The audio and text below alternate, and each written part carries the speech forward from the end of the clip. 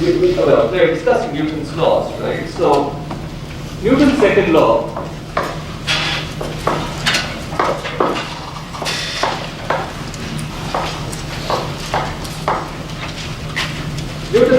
is a vector law, and the way we write it is force. Force on an object. Let's say the object is a mass m. Is equal to mass times its acceleration. Is what the real message of Newton's second law is. That's the mathematical message of Newton's second law.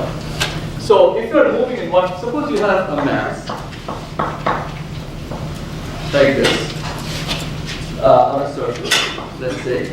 Suppose this surface is frictionless for all practical purposes. We can consider it's a hard ice surface. There is almost no friction. Even ice has a little bit of friction, but let's say it has no friction.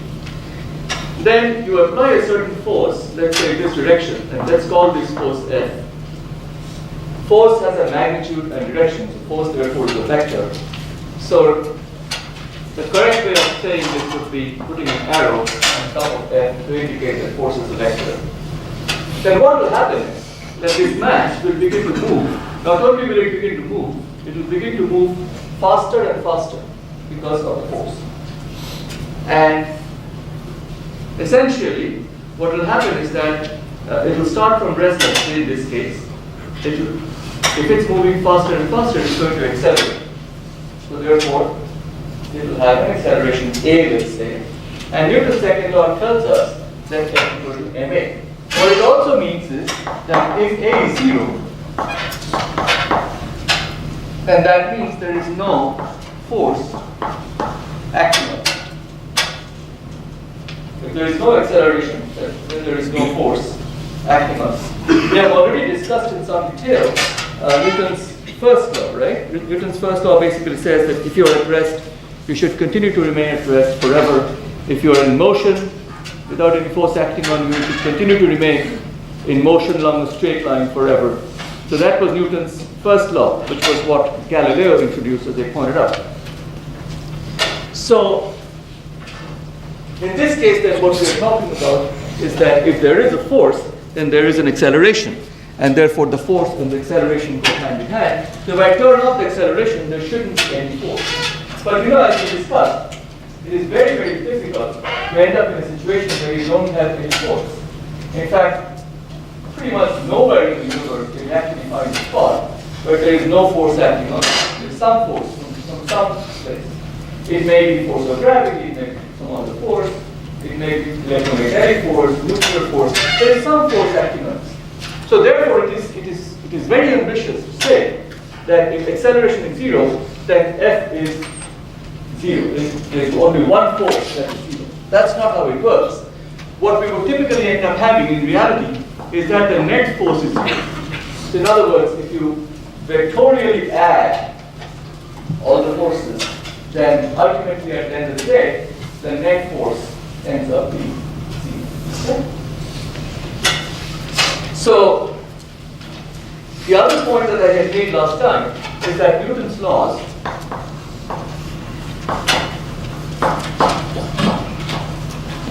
work in an inertial frame of reference. What's an inertial frame of reference? An inertial frame of reference is a reference frame. Reference frame is like an x, y, and z axis, if you will. An inertial frame would be a frame which is stuck, which is at rest, or moving at some fixed velocity. Okay? So there are two options. It's either at rest or at fixed velocity. So only when we are talking about being able to measure from a point which is at rest, from a position which is at rest, or from a position which is moving at a fixed velocity, are we talking about inertial frames. And we had a discussion about whether we are in an inertial frame sitting on the surface of the Earth, because the Earth is rotating, and we have done some discussion of this, and if something is rotating, then what kind of force do we have? Centrifugal force. So therefore we have an acceleration, because F equal to ma, if there is a force, there is an acceleration as per Newton's second law, So sitting on Earth, we actually have an acceleration. And what I pointed out is that we really don't have an inertial frame sitting on Earth because we are accelerating, because we're going around the circle. So how do we then justify being able to test or apply Newton's second law or Newton's first law on the surface of the Earth? The only way we can justify that is by pointing out, as I showed last time, that this additional acceleration that we feel because we are sitting on the surface of the Earth as the Earth goes around is very tiny. In fact, it's 300 times weaker than that due to gravity. So for all practical purposes, we can ignore it. We can ignore it to a fairly high level of precision, but if you want to be sufficiently precise, then you actually have to take that into account. So if you are actually in an accelerating frame, then Newton's laws may not work out. It may work out, but it may not work out. All right? So let me give you an example where Newton's laws, the first law, would fail if you are in an accelerating frame. So let's do an experiment which is in your head. So I have no instrumentation. Suppose I'm just standing here. And one of you, no, don't even try that. No social hour here. I'm talking to you. So I'm just standing here, let's say, and one of you want to come running towards me. So, and suppose as you are running towards me, you are speeding up, you are accelerating, let's say, or slowing down, which is also negative acceleration or deceleration. So if you are running with a certain acceleration, would you be feeling a force? What do you think? You're running? Yeah. You should be, by Newton's second law, right? You should be feeling a force. Now, if you are running and you look at me, from your standpoint, I should be approaching you faster and faster. Is that right or wrong? It is right. I should be approaching you fast. Suppose you're running down there and you're making a measurement of the distance between me and you should be seeing that I'm moving towards you faster and faster because you're coming towards me faster and faster. So you're making that measurement from what would be an accelerating frame of reference. So if I am moving towards you faster and faster, I am accelerating as far as you are concerned? Yes or no? So I should be feeling a force if I am accelerating with respect to you? Yes or no? We have dug a hole for ourselves, didn't we? So if I'm just standing here, I don't feel a force. I'm just standing here. You were running towards me. So you were feeling a force, which is fine. But then you decided to measure how I'm coming closer and closer to you. Suppose you plotted it. And you found that I'm actually accelerating towards you from your vantage point. So if I'm accelerating towards you, by Newton's second law, I should be feeling a force. So as far as you are concerned, I am feeling a force. As far as I'm concerned, I am not feeling a force. So you see, the entire Newton's second law would come out wrong if you make a measurement when you are running and accelerating while running. So that's a very simple thought experiment that you can do to convince yourself that unless you are in an inertial frame, you will actually end up getting wrong results.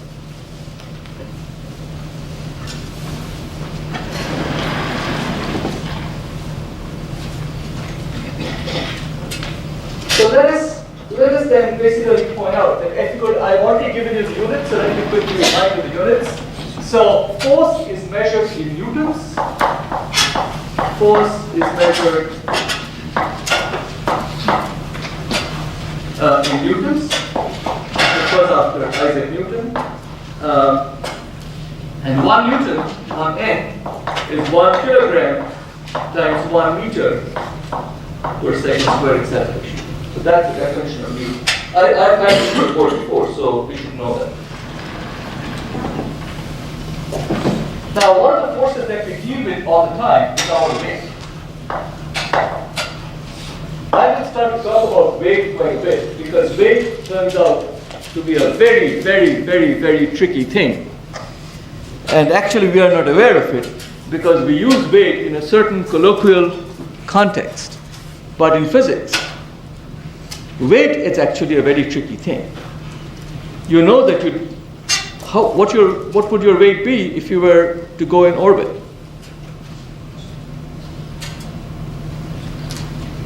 What? Should be almost zero, right? If you are, I hope you have never been, but if you are at free fall, when I was younger, I would jump off this table and demonstrate free fall, but I'm getting old now, so I fall and hurt myself. But if you jump off this table, one of you can try it. You're welcome to do so. And you guys will be fine. I won't try it anymore. I've fallen a few times.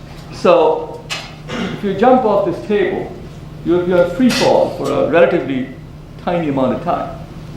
What do you think your weight would be at free fall? 0? Actually, that's true.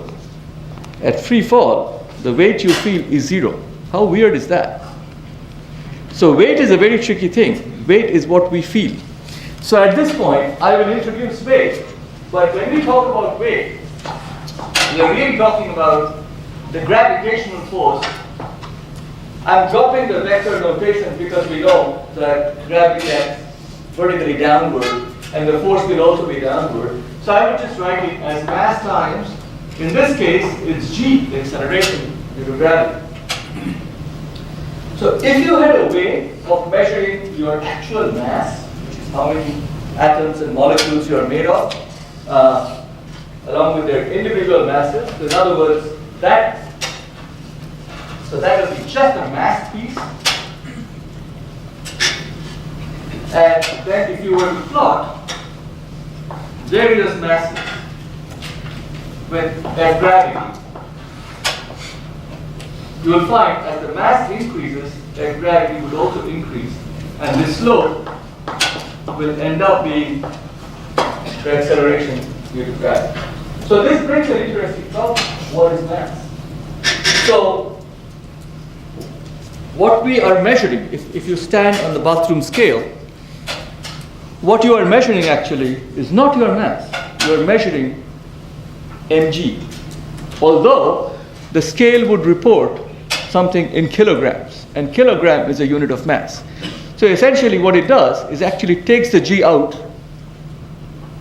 and gives you a reading that's in kilograms. But in reality, if you stand on something, gravity is pulling you, so what is being measured is mg. Because gravity is pulling you, so it's mg, right? So you have no way of finding your mass really, unless you divide it by g, which means unless you know g so as to be able to divide it by g. So how would you measure your mass? It's not simple. Actually, measurement of mass is not that simple. Getting mass precisely turns out to be a very, very difficult problem. But there is a very cheap and easy way of getting mass, which is measure the weight and divide by g. But actually what your precise mass is not that easy to measure. There are ways of measuring it. You can stand, you can go to orbit, for example, and you can stand, you can put yourself on a spring, and the spring will oscillate as you stand on the spring, and from the oscillations of the spring, you can figure out your mass if you know the properties of the spring. So there are ways of actually fairly precisely finding out what your real mass is. But what you measure in your bathroom scale is not the real mass. Okay? What you measure in the old balances actually turns out to be the real mass. If you go to a market, old-fashioned market, and you have these, what do you call them? I forget. You have these scales. That actually does give you the real mass. But this is not how you measure your weight every day, right? You might measure the weight of some jewelry this way, for example. All right. So anyway, the point I wanted to make is that mass is very special and we can't easily measure mass. So Newton's laws are fine. Newton's laws work just fine. Or Newton's laws are valid as long as speeds, let's say velocities,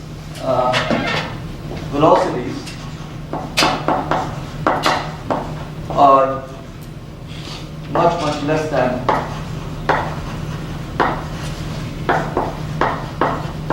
the velocity of light. The velocity of light is pretty high. It's not infinite. The velocity of light is usually denoted by the symbol c, and it's actually 186,000 miles per second, not per hour, per second. And it's just about 300,000 kilometers per second, actually slightly short of 300,000 kilometers per second, 299,978 or something like that. You can look it up. You can just look it up in Wikipedia and you get a number like that. So light speed is obviously very fast, and if you are approaching light speed, then Newtonian laws fail. They have to be corrected. That's one place you've got to be careful. A second place where you've got to be careful is when you go smaller and smaller and smaller. So you can get pretty small. In fact, you can get into a bunch of atoms, and Newton's laws often tend to work pretty well. Not always, but a great many times, Newton's laws actually give you pretty good description of the actual physics. Again, a few atoms, you're talking 5, 7, 8, 10 atoms, and we can make systems like that in the laboratory. So this is not very esoteric. In fact, I had a visitor last September or October, I don't remember, who does experiments literally with 5 atoms, 4 atoms, 3 atoms in optical traps. You can make these and image them. So these things you can check. But when you get to really small scale, then again Newton's laws would break down and you would have to make quantum mechanical corrections, which we won't get into. But Newton's laws, the point is, they are pretty healthy and widely valued, and therefore we can use them fairly confidently.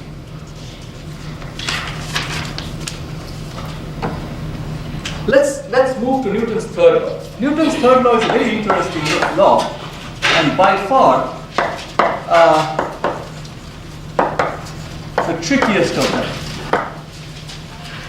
So Newton's third law, just at the plain simple level, is that forces always occur in pairs. So there are many ways of illustrating Newton's third law. So I can argue, for example, that I'm standing on the ground, right? I'm standing on the floor here. So we already know that I have a weight mg, which is actually a force I'm feeling, and that's a force due to gravity that's pulling me down. Am I going down? You sure? Somebody's sure. So I'm not going down. So the force is acting, I'm not going down. So what's happening to me? What do you think may be happening? You guys know everything. Yes, what? Like an opposite and equal forces. Obviously, otherwise I would have just gone down. Gone down where, by the way? Huh? Center of the earth? Yeah, precisely. I would go, if I could, I would go down, zoom into the center of the earth and would be simply fly. So, I'm not, right? I'm not because there is actually, the floor is supporting me. I'm not going up either. So in other words, the floor is giving me just the force needed to hold me up in this case. So if I hold this chalk like this, the chalk has a weight, right? mg, that's acting downward. So the chalk is applying that force on my hand. right? But the chalk is not going down because I am applying an equal and opposite force. Where? On my hand? Where am I applying the equal and opposite force to? To? Up to who? Chalk? So I am applying the equal and opposite force. Are the two forces acting on the same object? What do you think, Devin? Same object? My hand and chalk are the same? So I am applying the force on the chalk. The chalk is applying the force on my hand. So they are acting on different objects. But the forces are equal and opposite. Okay, that's important.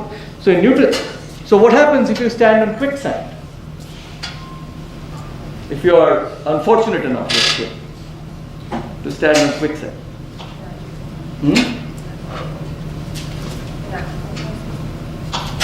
That's the question. Yeah. Will you be standing on quicksand? You'll be sinking. So Newton's third law is in trouble? See, I told you it's a tricky law. Okay, look at this table here, for example. Do we agree that this table is made of molecules or various elements? We agree there. So there are a whole bunch of them. Let's say of the order of 10 to the power 25 or something, 23 times something molecules that are there. Are these molecules applying forces onto each other? They should be applying forces onto each other. Now, with all those forces and the tug of wars going on inside that table of yours, is the table taking off in some direction? Why is that? Right. So in other words, the forces are occurring, as I said, in pairs. If one is studying, if A is studying B, B is studying A, and so on and so forth. It's an extremely complex process of interaction. The result of which is the fact that the net force, if you add up all the forces that are acting in the table, precisely equals 0. If not, then it would take off. It would take off in the direction of the applied force. Same thing is happening with each and every molecule in the room. They're all exerting forces onto each other, and they're all moving around. But on the whole, you can argue, roughly speaking, that there is no net force that is acting on the system. Quicksand is a harder example. In quicksand, what happens is that the system is not static, it begins to actually move. So once things begin to move, you have to take into account the time evolution of the system and whether forces are occurring in pairs. And if you do that, things will work out just fine. The fact is that the system is not in any kind of equilibrium. The system is dynamically evolving. And when something is dynamically evolving, it's an unstable system. And Newton's third law at every instant of time will certainly be evaded, but that not necessarily guarantee that there is no net force. If there is a net force, there will be some motion. Newton's third law is still there. So cancellation may not be perfect. That's what it is. All right. So let me then point out that because forces occur in pairs, if I take my hand and place a ball here, so there is a force, F gravity, that is acting downward, and this F gravity would be the mass of the ball times the acceleration due to gravity. So this is the mass of the ball, right? So in other words, I would give a certain force to this ball to hold it up, and let's call it F hand. It's equal and opposite because the whole system shouldn't have a net force. So what I'm trying to say is that F gravity should be negative of F hand, such that the net force F gravity plus F hand in this case would be 0 because of Newton's third law. So let me now argue a very similar but simple problem. Suppose you are sitting here on a chair like that, give it some legs. You should have some hands.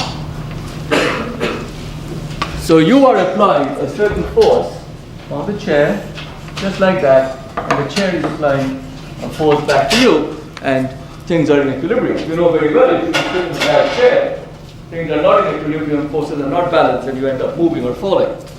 So let us now take an actual problem. This is not a simple problem, by the way. I will take two masses, a mass 1 and a mass 2, and I would apply a force from the left going right. I'm not putting in vector signs because everything is along a line, so I can just deal with plus and minus as need be.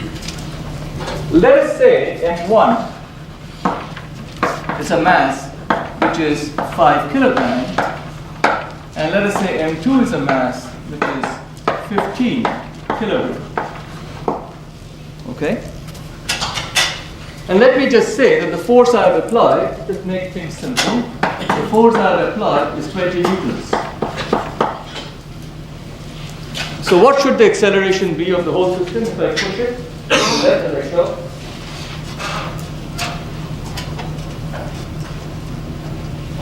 One what? Per second squared. Okay. So therefore, naturally, F equal to ma, so F is going to be 20 newtons. So 20 newtons is 5.0 plus 15 kilograms times 8. So that's kilogram meter per second squared. So therefore, I should be able to calculate 15 plus 5 is 20. So therefore, A must be 1.0 meters per second squared. So that is the acceleration of the whole system. That's a kindergarten problem. Anybody can do it. So, since that is not very challenging, let's make our lives challenging.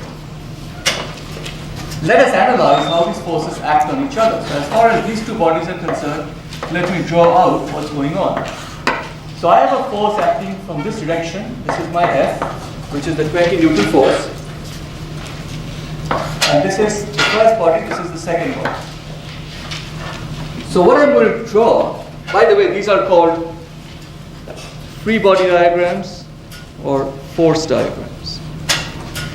Your life and survival depends upon yours being able to create them correctly, draw them correctly, and set up the subsequent equations correctly. That's something that you need to become very good at right now. Okay? So this is a very, very important part of what's happening. So in other words, let us say the force that is acting on 2, because 1 is in contact with 2, the force on 2. So I just draw this force here. This I would denote as F12. I would denote this as F12. Why are these two kids sleeping there? Can you wake them up? Fine. You really want to come and sleep in my class? You want to do that? Try it one more time, I'll give you a 0 in the quiz. You won't get a quiz. You are trying my patience, both of you.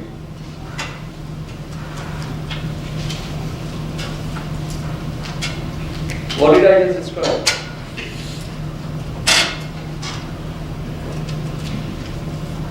What am I doing here? What do you think I'm doing? You know this stuff very well?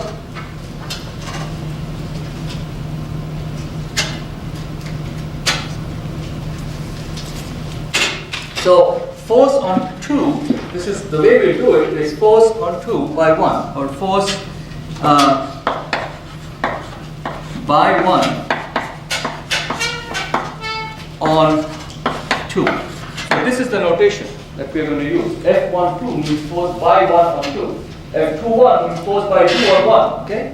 So I'm not going to keep on explaining this. This is something that you're going to pick up.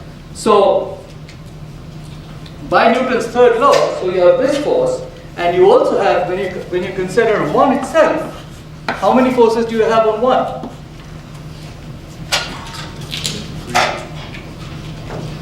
3.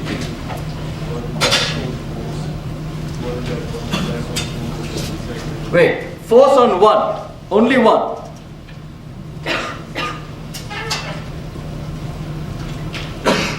Who wants to take who is brave? You are brave, I know. Nobody else is brave, you are brave, I know.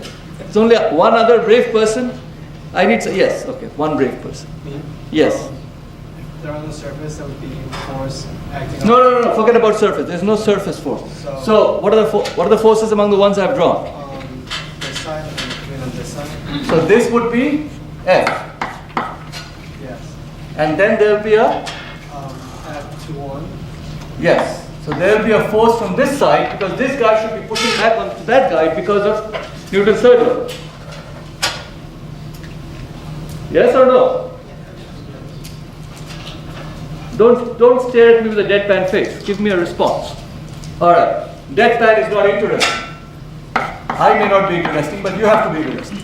So F and F21 are the two forces that are involved here. So let us figure it out then. As far as F12 is concerned, which is the force by 1 on 2, what is the mass involved? Huh? By 1 on 2. 15. M2. So this is M2 times A. M2 times A is how much?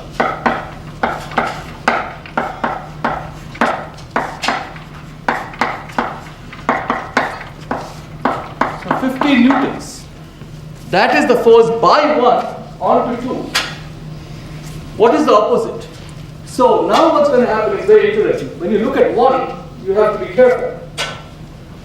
So as far as 1 is concerned, if I write in terms of vectors, I have a vector F, and I have another vector. I'll write with a plus. Of course, I can put a minus sign and remove the vector values. I have two vectors, and these two vectors give me the net force. This is the net force, m1 times the acceleration. These problems are extremely tricky, and I can't be direct now. And I will be asking you these problems. So I need you to perform in these. Don't give me the shit that you pulled in exam 1 when I give you this problem. You do that, you see what happens to you. Because I know each and every one of you. I'll take revenge for your stupidity. So then what happens is that it becomes F. F is how much? 20. F21 is how much? Newton's third law. F12 is 15. So F21 is? Negative 15. So this would come out to 5 kilogram times 1 meter per second square. So 5 newtons. So you see how tricky this is? If you thought this was a ride in the park, wake up.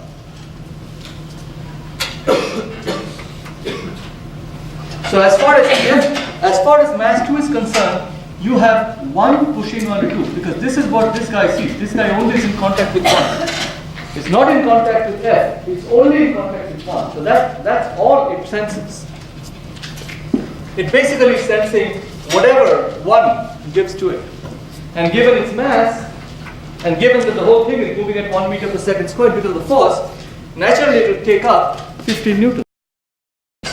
So therefore, as far as F12 is concerned, F12 is taking 15 newtons. Now what happens to 1? Well, 1 is feeling two forces, one from the left and one on the right.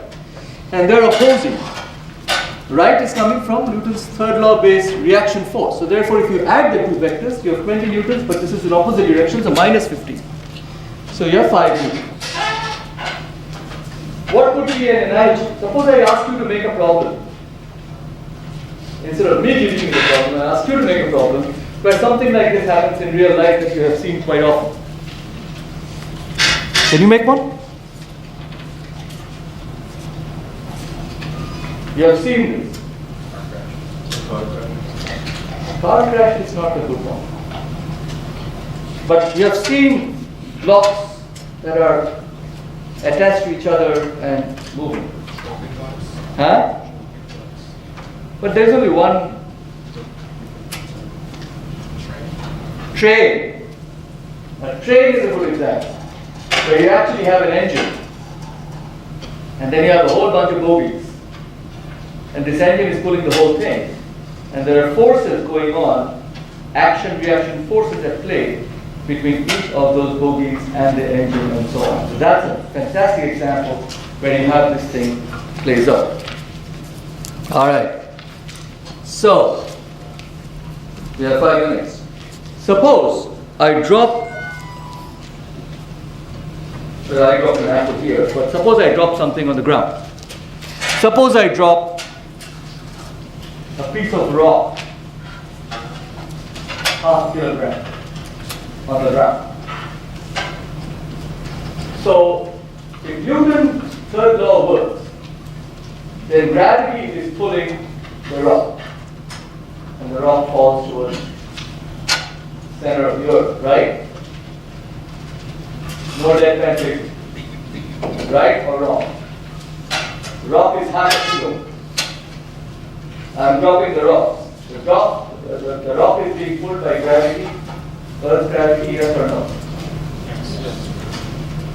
So is the rock pulling the earth? You are violating your own law. Huh? Right, so So we agree or disagree? The people at the back, they want to show me their champion. Tell me.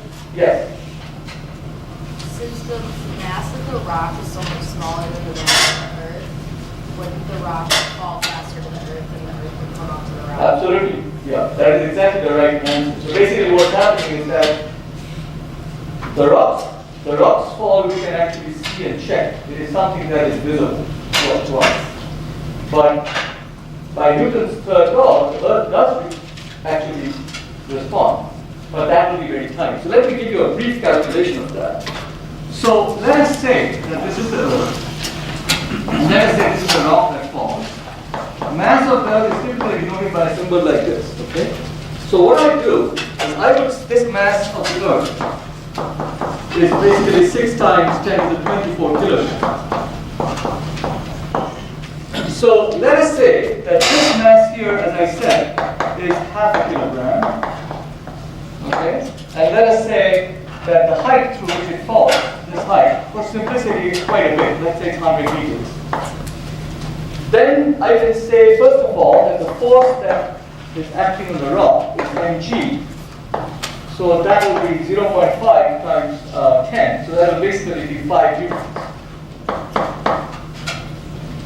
So therefore, I know how much force the Earth feels. The Earth also will feel 5 newtons. This is whatever the force the rock feels. I can also immediately calculate that because the rock falls, the time of fall of the rock, because the rock is being dropped, can be calculated as half gt squared. Half gt squared is the 100 meters, the height. And from here, since I know g, I can roughly calculate t, and this t will come out to basically about 4.5 seconds. Actually, as you can see, if I take g to be 10, then t squared is of the order of approximately 20 seconds squared. That's what it has. So this is the time through which the rock actually falls. And the force that the rock feels is 5 newtons. That's exactly what the Earth will feel as well. So if you now calculate the acceleration that Earth suffers because of this poor law, that will be 6 times 10 to the 24 kilogram times the acceleration of the Earth in this case. The force is still 5 newtons by Newton's third law, and the acceleration number that you will get is so tiny that, as far as we are concerned, it's not really measurable. It's 8 times 10 to the minus 24 meters. So that's how tiny the force will be, the acceleration will be, meters per second squared, as far as Earth is concerned. 8 times 10 to the minus 24. How big is the atom in meters? You know? Anybody knows? How big is the atom? Is the atom that is small? Huh? Knowing that this would make the atom look really big. An atom is 10 to the minus 10 meters. Yeah, so it makes So it is 1 over 10 to the 14 times smaller than the diameter of an atom. Right? So it's really, really tiny. All right, you can actually calculate it as well. The distance the Earth will move. The distance the Earth will move because of this thing falling for 5 seconds or 4.5 seconds is also 1/2 AT squared. You have already calculated A, you have to know T squared, that is 20 seconds squared.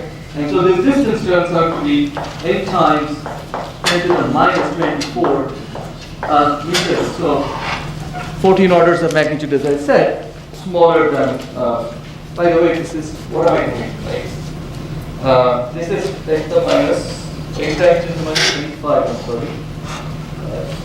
Since I was not actually doing the calculation. And this is 8 times 10 to the minus 24. That's fine. So, as you can see, that Newton's third law is really working. The fact is, many times, measurements can be tiny enough that we may not really be able to measure it. And you can ask a very legitimate question, can we actually check it? Something this small, we cannot. We actually cannot check something quite this small. Now, I will take you to basically another challenging set of stuff on Thursday. But what I'd like you to do before you come in on Thursday is not only do the homeworks I'm going to assign today, as many as you can, but go over the material that I'm going to post today, which will actually have some material getting into Thursday. So I want you to come into class having done beyond what I have covered. I'm not going to ask you quiz questions on stuff beyond what I have covered, but I will ask you quiz questions up until this point on Thursday. All right, let's go to the quiz.